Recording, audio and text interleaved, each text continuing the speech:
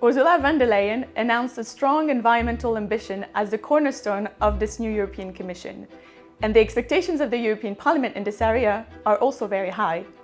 But what are the concrete challenges that await Mr. Sinkevicius, the Commissioner designate for Environment and Oceans? Of course, the transition to a circular economy will remain top of the agenda.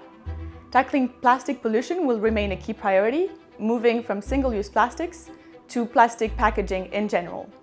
But the Commission will also have to look at other products and materials to ensure that we reduce the environmental footprint of EU consumption and production.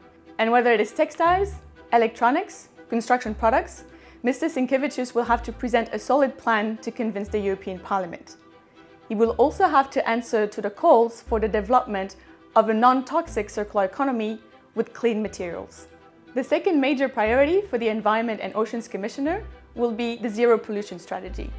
And this strategy could impact many sectors: transport, agriculture, manufacturing, and Mr. Sinkevicius will have to propose concrete actions to cut pollution at the source, whether it is water pollution, air pollution, or soil pollution.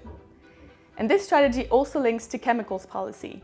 DG Environment just concluded a large assessment of EU's chemicals policy, but is awaiting the Commissioner's direction to take it forward. The third thematic pillar we can expect in these hearings is, of course, oceans. And here the change of the name of the portfolio can give us some indications.